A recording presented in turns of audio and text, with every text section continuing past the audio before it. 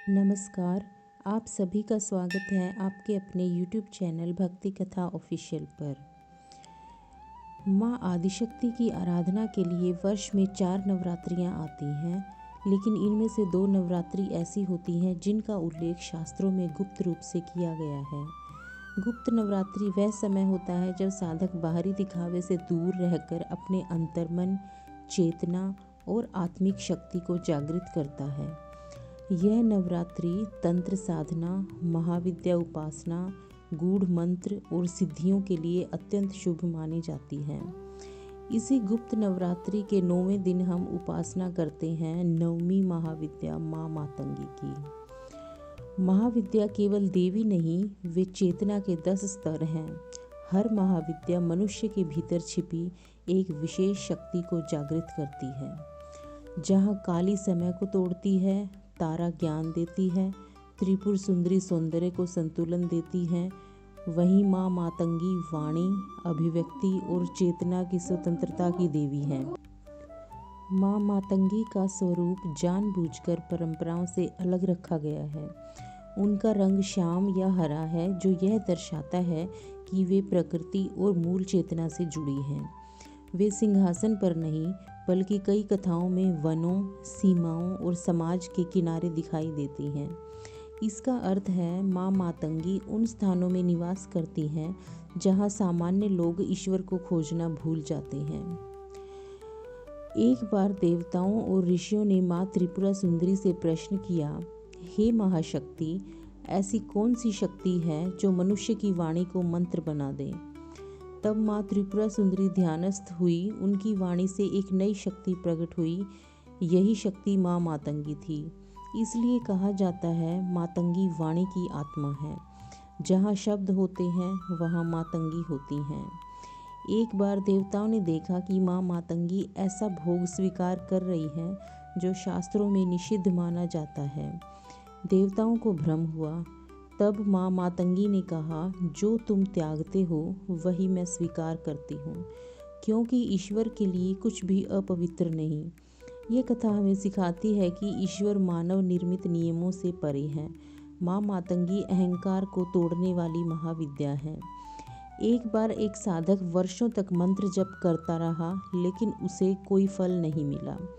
अंत में उसने सब कुछ छोड़कर माँ मातंगी को अपनी सच्ची पीड़ा सुनाई।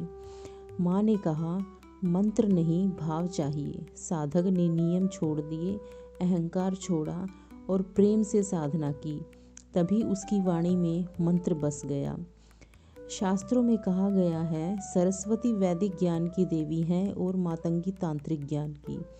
सरस्वती नियम सिखाती है, मातंगी सीमाएं तोड़ती है। दोनों आवश्यक हैं।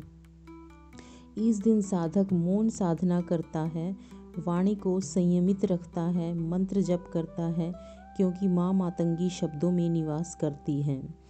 माँ मातंगी हमें सिखाती है, खुद को स्वीकार करो, समाज के डर से ऊपर उठो, अपनी वाणी को पवित्र बनाओ, क्योंकि शब्द ही कर्म बनते हैं। मातंग शब्द का अर्थ होता है समाज की सीमा के बाहर रहने वाला, वह जो नियमों से परे है। माँ मातंगी उस चेतना की देवी है जो जाति, वर्ग, शुद्ध अशुद्ध के भेद को नहीं मानती। इसलिए शास्त्रों में उन्हें चांडालिनी शक्ति भी कहा गया है।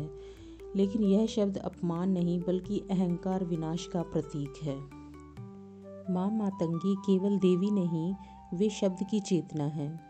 शास्त्रों में कहा गया है, जहाँ नाद है वहाँ मातंगी है। इसका अर्थ मंत्र, भजन, संगीत, उच्चारण सब माँ मातंगी से जुड़ा है। इसलिए गायक, लेखक, कलाकार, वक्ता माँ मातंगी की विशेष उपासना करते हैं। एक गहरा रहस्य ये है कि माँ मातंगी मौन से प्रकट होती हैं, यानी जितना कम बोलो उतना शक्तिशाली बोल पाओगे। गुप्त नवरात्रि में माँ मातंगी की साधना के समय मौन को बहुत महत्व दिया जाता है।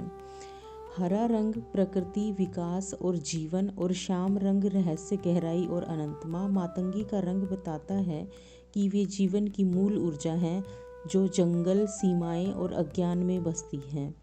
माँ मातंगी को आकर्षण विद्या की देवी भी माना गया है, लेकिन यह आकर्षण किसी को वश में करने के लिए नहीं, बल्कि अपनी वाणी और व्यक्तित्व को दिव्य बनाने के लिए है। जब वाणी शुद्ध होती है, लोग स्वयं आकर्षित होते हैं। माँ मातंगी नवमी महाविद्या है, यानी अंतिम चेतना स्तर से पहले की शक्ति। इसके बाद आती है माँ कमला, पूर्णता और भोग की देवी। इसका अर्थ मातंगी साधक को अंतिम परीक्षा से गुजारती है। माँ मातंगी यह नहीं पूछती कि तुम कौन हो, वे पूछती हैं तुम कितने सच्चे हो। अगर भाव सच्चा है तो नियम अपने आप झुक जाते हैं। माँ मातंगी उनके लिए नहीं है जो दिखावा करते हैं, वे उनके लिए हैं जो खुद को स्वीकार करते हैं। यदि आप सबको आज गुप्त नवरात्रि की नवमी पर माँ मातंगी की स्मरण की यह